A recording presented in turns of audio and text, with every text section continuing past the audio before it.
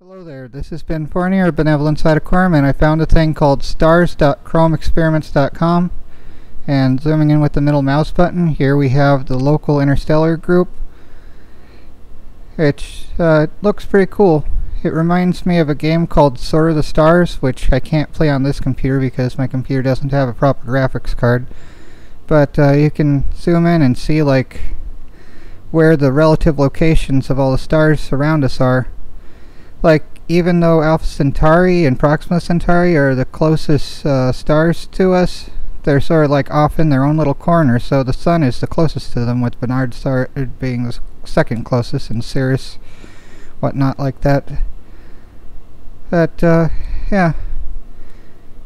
It's an interesting thing. I've wanted to make like a wireframe 3D thing and have like Christmas lights of different colors representing different types of stars. Do like that. Like the closest one, oh, they have little, I didn't mean to click on that, but apparently they have little wiki things about that there. Well, now it's taking forever to scroll out. So I accidentally centered on Barnard star. Alright, now we're away from that. Yay! And that one's in the middle now, I guess. No, the Sun still is, so... let's see, Procyon star. Let's click on that one on purpose. So... Yep, extra crispy.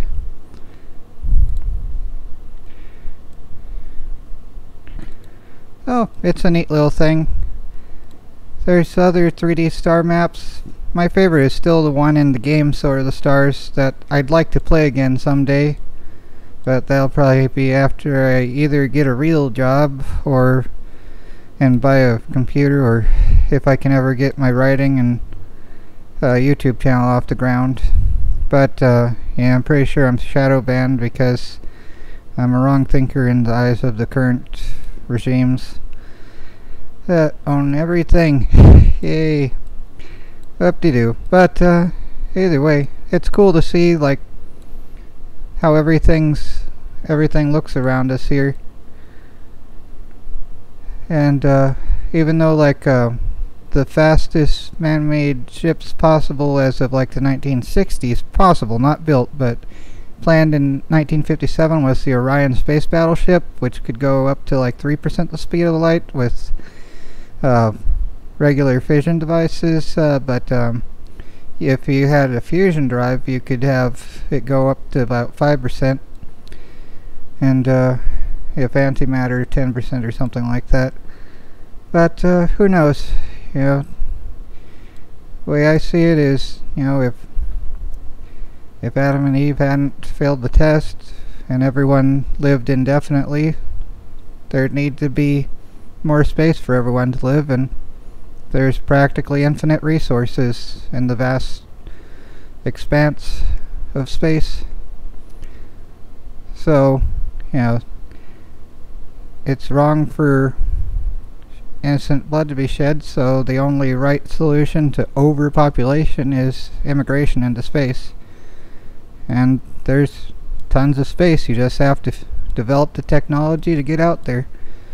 If I ever get around to writing the novel form of falling into space, I'm gonna have it where like one faction's like an evil geneticist making splice creatures for kingdoms and whatnot, and another one being more like von Braun and Tesla, opposed to Edison and whoever else. You know, like the DNA mad scientist in Farscape would be like the bad guy there. Maybe in league with the devil or something like that, making bodies for fallen angels, something along those lines, along with making like human dinosaur hybrids or some other thing, so like humans could be way taller with really light density strong bones like dinosaurs had or something. You know, have the origin of the Nephilim thing and something like that along those lines. Just a technobabble solution rather than another variety that's perhaps more hermeneutically sound. But I'm just writing science fiction. I'm not thinking it's how it actually played out. It's just a version of my own speculation along the lines of Star Trek, rather than just being like everything is aliens or everything is demons or some other stuff.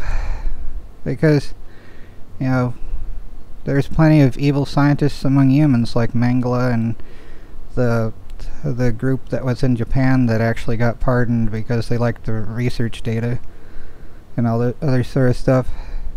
So even without space fairies being evil doctors or other crap like that, you still have plenty of bad human actors doing stuff all the time too. But, you know, spread out, you know, be fruitful, multiply, fill the earth. It's not like we have any claim on any of the star systems around us, but it would follow the same principle to be spreading out into space and making things orderly, making things full of life. And, you know, for everyone that's like, oh, we'd pollute those landscapes, those dead, barren landscapes, it's like, you're not destroying an environment where there's no life. Where there's no life, there's no environment, there's only weather. And it's like, sometimes the only thing you can do is improve it after a point. I mean, okay, so you increase the greenhouse gases on Mars. What will that do? It'll cause outgassing of the water in the permafrost and other sorts of stuff, and make it have an atmosphere, maybe block some of the ionizing radiation from the sun. Congratulations, you just terraformed it. Stuff like that. It's like, oh no, all these dead rocks that are useless, let's make use of them and call it bad. It's like, what? Oh well. I mean, it is bad when we destroy things that are good and make life impossible. That isn't good. But when we're making things better, that's how things can improve, is, you know, you turn waste places into places to dwell rather than the opposite way. Anyhow, I just thought this was cool, and I still really wish I could play Sword of the Stars again. But, yeah, it's a cool game though. Or not, this isn't a cool game, it's a cool little star chart-like thing. But, yeah, it would be neat to have little lines showing, like, travel times for different types of methods. Like, if it's wormhole travel, you could have instantaneous point-to-point, although probably an energy cost or something like that. But something along those lines. I mean, well, if you're making it so that you have two wormhole openings, you'd have to probably bring one with you on a subliminal ship. So it would be like still like 5% the speed of light with fusion drives to take one side of a wormhole out and keep one in your own system to allow for travel between that. But if you have it possible to use the wormhole wall on the pathway there, you could ship fuel to the ship as well. Stuff like that could work along those lines potentially, rather than just having a very finite amount. But yeah, and of course when getting faster velocities, you want to have like a good laser in front to turn any dust or rocks into plasma, and have a giant electromagnet to push any type of plasma made away. Anyhow, this is just oh, there's Vega. That's where that is. And Arcturus, you often hear that name in science fiction. But and the nebula, oh joy.